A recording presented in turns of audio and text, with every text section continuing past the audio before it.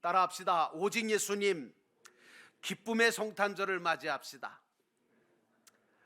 아멘. 오늘도 우리 주 예수 그리스도의 은혜와 평강이 여러분 가슴 속에, 여러분의 삶 속에 충만해지기를 주의 이름으로 축원합니다. 오늘 말씀의 제목은 목자들에게 전해진 소식이다 라고 하는 제목으로 말씀을 전하고자 합니다.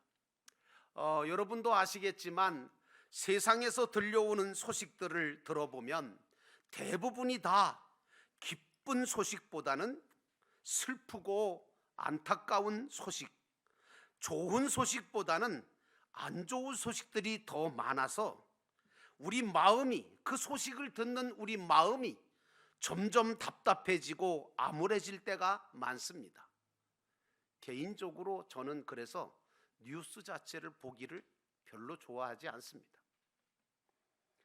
뿐만 아니라 개인적으로나 가정적으로나 우리 삶의 현장 속에도 크게 기뻐할 일도 없는 것 같이 보이고, 또 좋아할 만한 소식들이 없고, 대부분의 사람들은 코로나 사태로 인하여 정말 지치고 힘겹게 하루하루를 살아가고 있는 것도 현실입니다.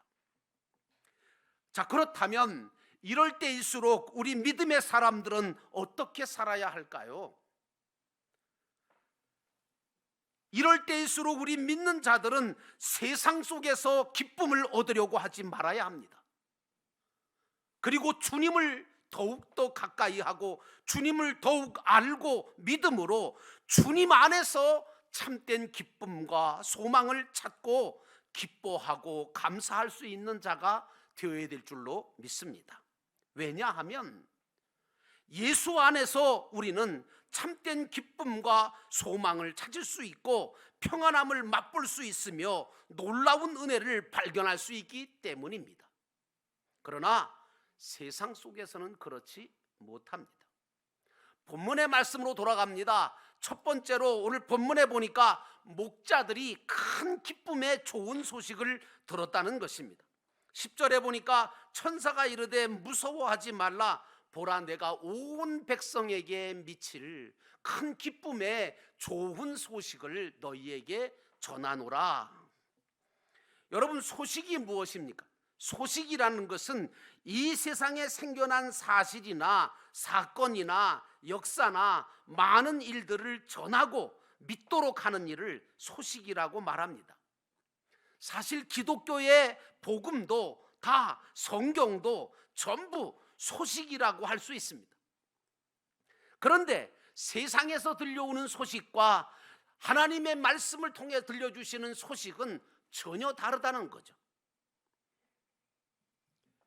하나님이 복음으로 전해주시는 소식에는 세 가지 큰 특징이 있는데, 첫째는 그 소식은 큰 소식이고, 둘째로는 기쁜 소식이고, 세 번째는 좋은 소식이라는 것이 특징인 것입니다.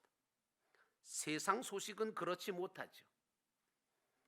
오늘 천사들이 들에서 양을 치던 목자들에게 나타나서 좋은 소식을 전하면서 이렇게 말합니다. 무서워 말라, 보라 내가 온 백성에게 미칠 큰 기쁨의 좋은 소식을 너희에게 전하노라. 오늘날 다윗의 동네에 너희를 위하여 구주가 나셨으니 곧 그리스도 주시니라 라고 말하고 있습니다.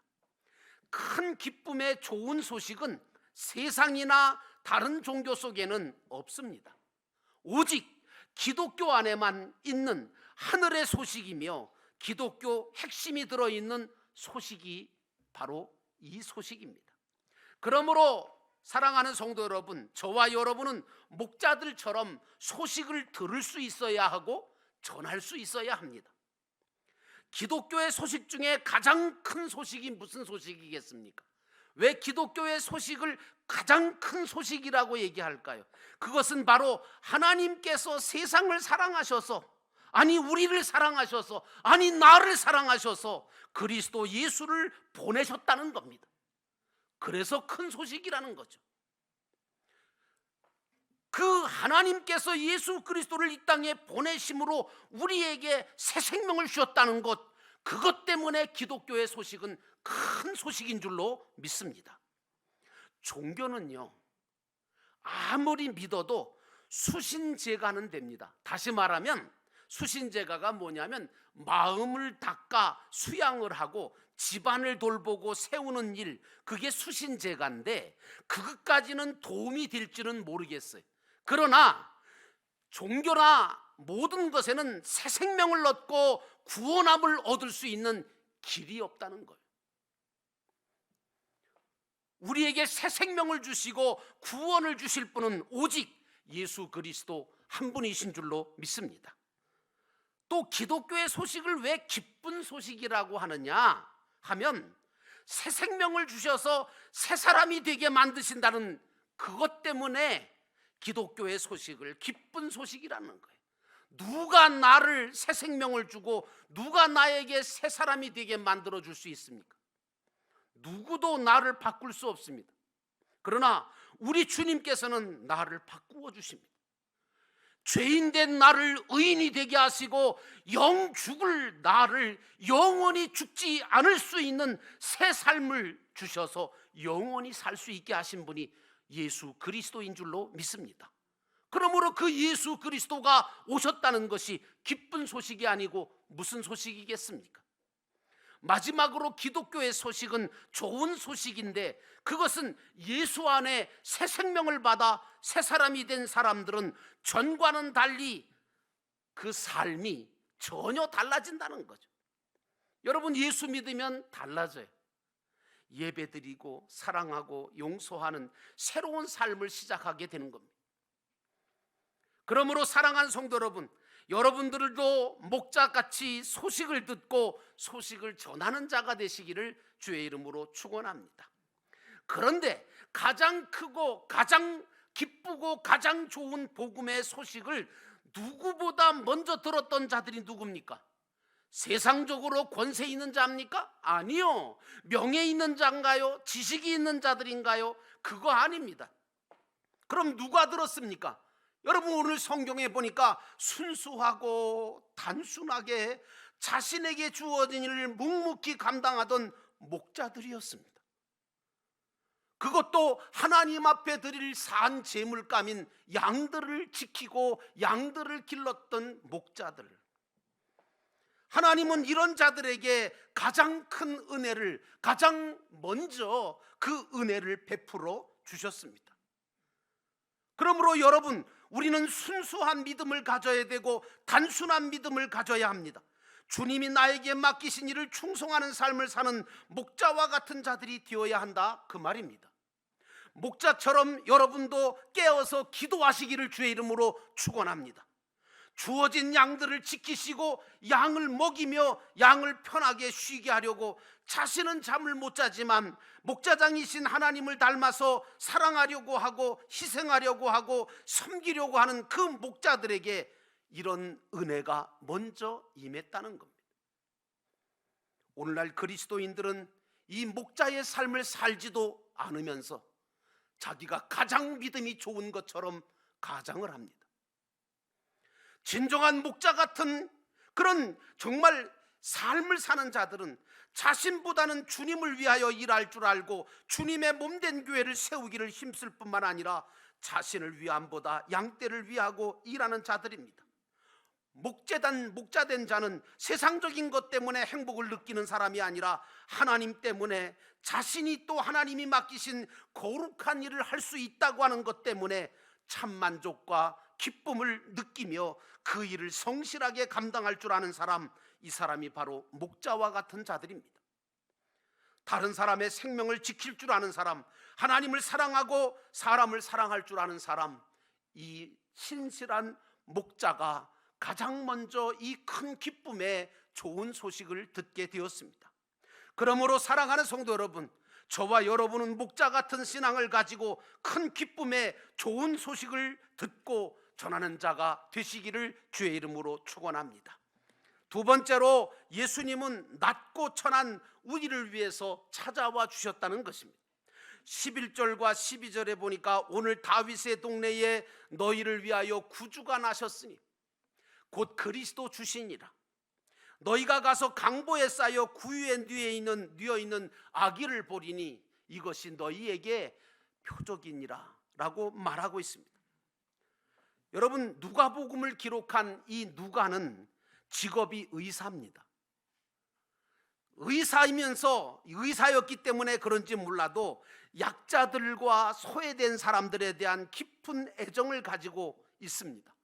또 거기다가 예수 그리스도를 만나니까 이 누가는 완전히 예수님이 바로 그런 자들을 위해서 오셨다는 사실을 인지하고 예수 그리스도를 그렇게 표현하고 있습니다. 그러면서 누가는 예수 탄생 당시에 직업상 천히 여김을 받았던 들에서 양을 치던 목자들에게 가장 먼저 온 이스라엘이 기다리던 메시아가 탄생한다는 사실을 천사가 알려주므로 그들이 가장 먼저 달려가 아기 예수를 보고 경배했다고 기록하고 있습니다. 특별히 누가는 귀한 예수님께서 마구간에 말이 먹이 먹는 구유에 누웠다고 하심으로 낮은 곳에 임하시고 약한 자를 사랑하셔서 오셨던 하나님에 대한 부분들을 표현하고 있습니다. 예수님은 가장 낮은 곳에 천하고 약한 자를 위해 오셨습니다. 그러므로 저와 여러분도 낮고 천한 곳으로 향할 줄 알아야 합니다. 우리의 눈과 우리의 마음이 그래야 한다는 말씀입니다. 예수님이 이 땅에 탄생하신 것은 우리를 위한 것이었습니다. 누가는 말합니다. 너희를 위하여 구주가 나셨으니 곧 그리스도 주신이라고 말하고 있습니다. 사실 우리는 예수님이 오시기 전에는 죄와 허물로 죽어있던 자들이 아닙니까? 그러나 예수님이 오셨음으로 말미암아 죄를 용서받을 뿐만 아니라 다시 살 소망이 생겼고 영원한 하늘나라에 들어갈 놀라운 은총을 입게 된 자들이 바로 저와 여러분입니다. 목자들은 강보에 쌓여서 구유에 누워 계신 아기를 보고 있을 때 직관적으로 그분이 바로 자신들을 위해서 세상에 오신 그리스도시고 구세주라고 하는 사실을 알고 크게 기뻐하고 기뻐했습니다. 아기 예수님이 구유에 계시지 아니하고 화려한 궁궐에 계셨더라면 아마 목자들은 찾아가 볼 생각도 못했을 겁니다. 사랑하는 성도 여러분, 그러므로 우리들도 낮고 천한 곳을 향해야 된다고 생각합니다. 예수님은 누구나 만날 수 있는 분으로 특별히 세상에서 소외되고 병들고 힘들게 살아가는 모든 이를 위해 찾아오셔서 우리 삶에 큰 힘과 위로가 되어주실 뿐만 아니라 참된 소망이 되어주신 분입니다. 그러므로 이제 우리는 아기 예수께서 낮고 천한 마구간에 오신 이유를 깨닫고 저와 여러분들도 겸손히 주님을 섬기고 따르면서 예수님처럼 나보다 낮은 자, 나보다 약한 자, 나보다 못 가진 자, 나보다 못 배운 자를 위해서 찾아가고 돕고 섬기고 사랑하고 나눔으로 진정한 그리스도인의 모습을 보여주어 구원받아야 될 자들을, 사랑받아야 될 자들에게 주님의 사랑과 은혜를 전하시는 복음의 메신저들이 되시기를 주의 이름으로 축원합니다. 마지막 세 번째로 우리 삶도 영광이 되고 평화가 되어야 된다고 하는 말씀입니다. 14절에 보니까 지극히 높은 곳에서는 하나님께 영광이요 땅에서는 하나님이 기뻐하시는 사람들 중에 평화로다라고 말하고 있습니다. 천사들은 목자들에게 아기 예수가 오신 것이 하늘에는 영광이 되고 땅에서는 하나님이 기뻐하시는 사람들 중에 평화로다라고 선포하고 찬양을 합니다. 예수님이 탄생이 하나님의 나라에서는 영광스러운 일이 되고 이 땅에서는 평화가 넘쳐나는 일이 되었다고 전하고 있지요. 예수님은 사랑과 용서의 십자가를 지심으로 우리 영혼의 기쁨과 평화를 가져다 주셨습니다. 그리스도 예수의 탄생 소식을 들었던 목자들은 달려가서 낮고 천한 자신들을 위해서 말구유에 오셔서 누워 계신 아기 예수를 보면서 큰 기쁨과 위로와 평안함을 느꼈을 것이라고 생각합니다. 왜냐하면 예수님이 자신들이 감히 찾아가 볼 수 없는 높은 곳에 계시지 아니하시고 언제든지 볼 수 있고 언제든지 만날 수 있는 낮은 곳에 오셔서 자신들의 친구가 되어주셨기 때문입니다. 저와 여러분도 예수님처럼 나보다 낮은 곳에, 나보다 천한 곳에, 나보다 더 연약한 자를 찾아 도와주는 친구의 삶을 살아야 될 줄로 믿습니다. 예수 그리스도를 만난 자들은 세상 속에서 하나님께 영광을 돌리는 삶을 살 뿐만 아니라 많은 사람에게 평화와 기쁨을 주며 살아가야 합니다. 만약에 어떤 사람이 여러분들의 얼굴을 보고 여러분들의 모습을 보고 참 기쁨을 얻고 평화를 얻었다면 성공한 겁니다. 그 이유는 예수님께서 자신을 온전히 희생하고 겸손하게 자신을 낮추어 섬김의 자리에 오셨기 때문에 예수님을 통해서 많은 사람이 평화와 기쁨을 얻을 수 있었습니다. 그래서 우리들도 예수님처럼 하나님의 영광을 나타낼 수 있는 자로 많은 사람들에게 평화와 기쁨을 줄 수 있게 살아야 되는 게 그게 그리스도인의 삶이 아니겠습니까? 목자들은 아기 예수를 보는 순간에 자신들을 위해서 오셨다는 것이 깨달아졌습니다. 자신들의 목자라고 하는 사실도 알게 되었습니다. 그래서 진심으로 경배하고 기쁨과 평화를 맛보게 되었습니다. 지금도 세상 속에는 아직까지 예수를 모르고 믿지 못함으로 참된 평화와 기쁨과 소망을 갖고 살지 못하고 세상의 물질과 욕심에 매여 죄악 중에 사는 사람들이 수없이 많습니다. 그러므로 사랑하는 성도 여러분, 나는 여러분들이 예수님처럼 살아가시기를 주의 이름으로 축원합니다. 예수님은 어두운 세상에 빛으로 오셨고 죄와 허물로 죽어있던 우리에게 새 생명을 주러 오셨으며 소망 없이 세상을 살던 우리에게 하늘나라 영원한 소망을 주시기 위해서 오셨습니다. 이것은 예수님만 하실 수 있는 것이 아니라 예수 믿는 저와 여러분들도 해야 할 사명이 있는 것입니다. 이제 예수님은 당신의 구원 사역을 다 완성하시고 더 크고 더 거룩한 사역을 교회와 저와 여러분에게 맡기시고 하늘나라로 올라가셨습니다. 그리고 언젠가 때가 되면 다시 세상에 재림하여 오시겠다고 약속해 주셨지 않습니까? 우리 예수님께서 언젠가 때가 되면 재림주로 심판주로 오셔서 저와 여러분이 이 땅 위에서 행한 모든 일들을 다 심판해 주시고 칭찬과 상급과 면류관을 씌워주시겠다고 약속해 주셨습니다. 그러므로 사랑하는 성도 여러분, 나는 여러분들이 여러분의 인생길 가운데 정말 주님의 길을 따라 주님께서 원하시는 그 길을 따라 살기를 주의 이름으로 축원합니다. 그래서 여러분, 우리는 교회와 영혼을 사랑하고 이 땅의 평화를 위해 살아가는 자가 되어야 합니다. 여러분이 가는 그 길 끝에서 주님을 만나게 될 것입니다. 그때에 주님으로부터 여러분 모두는 다 칭찬과 위로와 그리고 상급과 면류관을 얻게 되기를 주의 이름으로 축원합니다. 나는 분명히 예수 그리스도를 쫓아가는 여러분들에게 우리 주님께서 만나셔서 위로해 주실 거라고 믿습니다.